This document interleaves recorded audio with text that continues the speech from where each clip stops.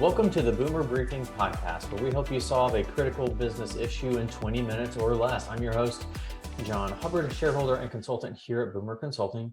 And with me today is Sandra Wiley. Hi, Sandra. Thank you for being on this episode of the podcast. Hi, Jon. Good to be here. Sandra is our president, shareholder, one of our consultants as well. And Sandra, usually I'm the one asking you the questions, but I think you have prepared some questions around the topic why engaging interactive content is so important. So I'll just turn it over to you. Thank you so much, Jon. Today, what do they say? Turnabout is fair play. So you usually ask me the questions. Today, I'm asking you. And I love this topic, engaging interactive content. We all are so plugged in to social media these days, and we all know what yuck looks like, but I'm not always sure we know exactly what good looks like. So why is this engaging interactive content so very important to our listeners out there? Yeah, it's a great question. And I can answer this a few different ways. But the first thing that comes to mind is kind of that external, engaging, interactive content is the external manifestation of your expertise, right? As a firm, as a professional, as an organization. And so sometimes we can be guilty by focusing so much internally on maybe getting those certifications and getting those accreditations and getting that experience, which is obviously very important. But then we don't put an equal amount of time toward, well, how are we messaging this out to the marketplace? How are we taking this expertise and actually writing and creating content that can be helpful to prospects and current clients? So I think that's one of the first answers I would give. The second answer I would give is competition is high. And when I talk about competition, I mean competition for attention, competition for the attention you want from your prospects and clients. They can go on social media, they can log on to websites, and they can get inundated with all sorts of content. But who is the organization or the individual that is creating that more engaging, interactive content? And something I often say too, as it relates to this, Sandra, is we would like to think that the firm with the most experience and the most expertise among their firm will always win in the marketplace. But the reality is that's simply not true. Oftentimes, it's not the most experienced or the most knowledgeable. It's the organization that does the better job of actually messaging, creating content, getting their thought leadership out there. And I'm sure you've seen that too, Sandra. Absolutely. And I think there's some words that you created in that comment that are what people should be drawn to. Thought leadership. I think some people are really uncomfortable with those words, but you are thought leaders. If you have an opinion, if you have counsel, if you have something you want to say, you're a thought leader. And so it's pretty simple, but you have to be intentional, right, about what you're sending out there. And the other thing I think you said was it's drawing attention to. And, we've all seen those pictures where they say, what draws your attention? And what you're doing on social media is what are you writing and what are you putting out there that will draw people's attention? Because that is where you're going to win that game, right? So when you think about that, Jon, what tips do you have for firms looking to create more of this kind of content? Yeah, my number one tip would be create content that solves problems. Okay, create content that solves problems. Now, at first listen, that may sound a little obvious or maybe even a little basic. However, I have read many pieces of content from many great firms out there. And I get done reading that content and I ask myself, what problem did this actually help me solve? And what I find is as I work with growth leaders, marketing leaders, even other professionals within firms, is if we don't actively think first, what problem am I trying to solve before I start creating this content, then we end up creating content that is informative, updates and information. And in some ways, that can be helpful, but that is the type of content that everyone is producing, right? You can even buy that content from services that will, provide it to you daily, and you simply just click post and it will post it on there. But it has pretty low value in the sense of attracting the attention of your prospects and of your clients. So, first answer there is create content that actually solves problems. Okay. Second thing is really strive for a conversational tone. At the end of the day, your prospects, your clients, they are just humans. They're just people, right? Just like you and I. And we, if not careful, can get really caught up in wanting to sound super duper smart. And we're using technical terms that we believe, right, our clients will know what that means. Or we think if we are able to express the complexity of the latest laws coming out or the latest specialty tax considerations, if we really communicate the complexity, then that's going to generate interest in our organization. But really, people want to read content that helps them solve problems, pointing back to number one, and they want to do it in a way that's easy for them to understand and to digest. And it's that type of content we have seen that has been most helpful or most successful in getting prospects and clients to pick up the phone and actually give you a call, talk about how you can help them. Now, there's some psychology behind that, which we probably can't fully unpack in this episode, but no one wants to engage with content and feel dumb and feel embarrassed or feel like, well, shoot, I can't call Sandra because she's going to learn how little I know about this topic.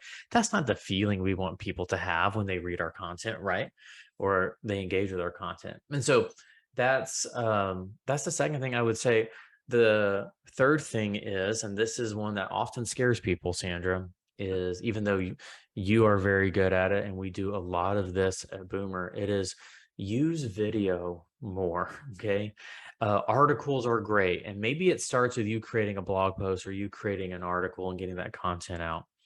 But there should be a follow-up video that shows your face. People get to see you, they get to know you a little bit better, they get to hear you speak, they get to see your mannerisms. And then in a conversational tone, you're talking about problems you're helping other clients solve, right? So video is king. So if you Google results or Google search certain words, you'll see videos starting to pop up a whole lot more at the very top.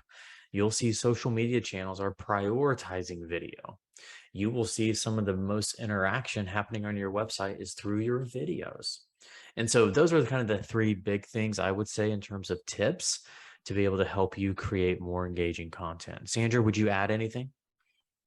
I don't think I would add anything, but boy, I believe exactly what you're talking about. And one of the things that kind of sows through all three of these things is the story that you're telling. I think people are drawn to a story. They're drawn to a message, a really solid, kind of almost laser targeted message, right? So what message are you trying to say? And again, what problems are you going to solve?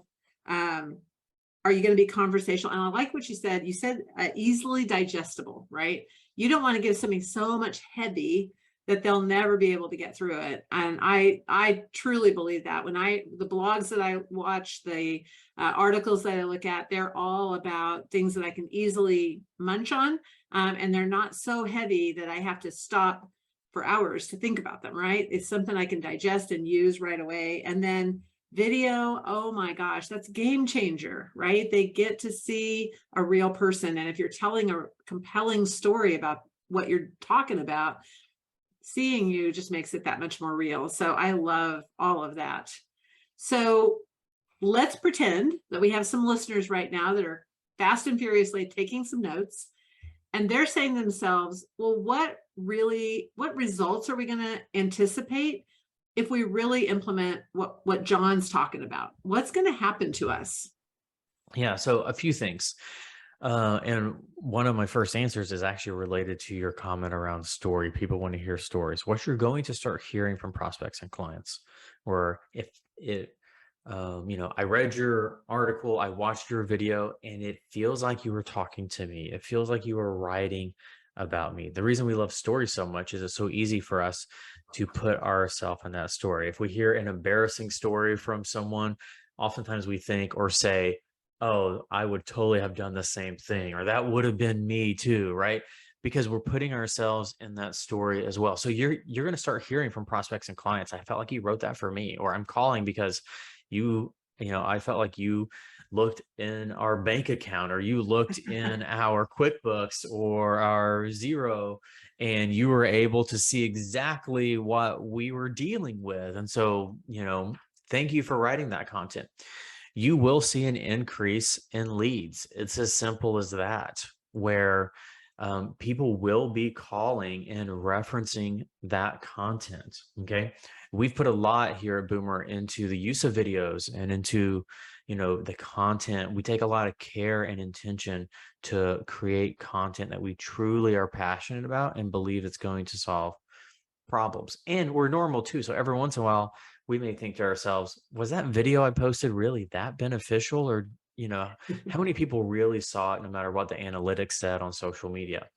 And consistently, we hear comments, hey, Jon, I watched your video around pricing or packaging, and that reminded me I needed to talk with you about that. Or Sandra, you post something on retaining talent, and the next day someone schedules a call with you through your scheduling link and they want to ask you more about that. So we know it works, and we hear it from firms too. So you're going to get more leads. And the third thing I would say, Sandra, and this is often the one that's overlooked, is the more you create content around your area of thought leadership, the more you learn in that area and the more confident you become in that area. Okay. So we all know what it's like, as you and I are professional speakers, along with a handful of others, of us here at Boomer. We know if we need to create a presentation on a topic and we go and we give that presentation and we do all the work needed to do that, we come off stage and we think to ourselves, I'm more confident in this topic than I was even before. Right. Or if we are asked to write an article on something, right? So if you're looking to grow in an area, right, of expertise, create content in that area of expertise and you will grow in that area. Would you add anything, Sandra? No, but I'm chuckling a little bit because that is so true. There are many times in our lives and in our listeners' lives that they're going to be asked to talk about something or speak about something, or there's something that you read about and you want to get deeper on it. And all of a sudden, you're having to train somebody else. And all of a sudden, you're right, you walk off the stage or you walk off the platform where you've trained a bunch of people in your firm or your company, and you go, wow, I actually know that better than I thought I did. And now I know it better because I had to learn it to teach it. So smart. So I love the fact that this is, that this could really be implemented and it could make a difference right away. But do you think, we work with CPA firms all the time, but how about people outside the accounting profession? Is this topic relevant to them, or is this really a CPA centered topic? No, it's not CPA centered at all. And, sometimes we love to make things accounting profession specific, or we think they are. This is not. Some of the best methodologies, approaches, tools, processes for creating great content could really care less whether you're in the CPA profession or not, because it works, right? Humans are humans, people are people. They want to engage with engaging content that solves problems, content that feels like was written for them. And our job in this profession, and when I say our job, I don't mean just me or Boomer Consulting, I mean our profession. Our job is to take our expertise, okay, and create engaging content using the best practices, the right tools, the right approach that is not specific to the accounting profession. It's specific to marketing and content, which covers all, industries. and is to use those frameworks to then get our content in the marketplace. This is another phrase I often use too, Sandra, as it relates to this that I don't believe I've used yet in this conversation, is we owe it to our clients and to our future clients to be proficient and to be really good at creating content, because that is one of the main ways in which we're going to be able to improve their lives, is creating that content, getting it in front of them, and either they benefit from it or it serves as an entry point to a relationship where we can actually help them at a deeper level. So no, this is not tied to just the accounting profession, which I know you knew that, but it's always good to ask that question for our audience. Absolutely. Absolutely. So, Jon, what's the next step that someone should take if they want to implement this process? Yeah. So here's what I would recommend is reach out to me. Let's have a conversation. One of my passions, and Sandra, I know one of yours too, is I want to fast track your success in this area. So in one 20-minute conversation, if I could give you some examples or give you some pointers or connect you with some other people within the profession that are doing this well, so you can learn from them, that's my goal. And so one of the next steps would be to reach out to me. If you're not ready to do that, simply start creating content, start sharing your thoughts around your expertise. And here's one little tip I would, give. Just because you create some content doesn't mean you have to post it or publish it. So if you're thinking, well, this is an area of expertise I really want to grow in and I really want to become more confident in, then I would say start writing articles. Just don't post them yet. Go through the process of doing it. And what you're going to learn is that, hey, this can be posted. I should post this. I should use this as a blog post. So those are my 2 tips there. I love it. And how can someone find you on social media, Jon? Yes, I'm very active on LinkedIn. Simply type in Jon Hubbard, Jon, no H, and you'll see my smiling face pop up most likely. I'm very active on Twitter as well. And of course, boomer.com has all of our contact information as well. So you can reach out to us there. So Sandra, was that all the questions you had for me, or did you have a few more? Nope, that's all I've got for you today, Jon. Thank you so much. Yes, thank you. And for our listeners, if you enjoyed Sandra and I's conversation, we release new episodes every Tuesday morning. Each week, we love to rotate topics. So this week was maybe a growth-related topic, but next week, maybe technology or process or talent or leadership, things of that sort. But the common theme that connects all those topics is that we believe they are critical to your firm's success. So hopefully you found this episode enjoyable and relevant. And please go ahead and subscribe to our podcast. Thanks, Sandra. Thank you, Jon. Have a great day.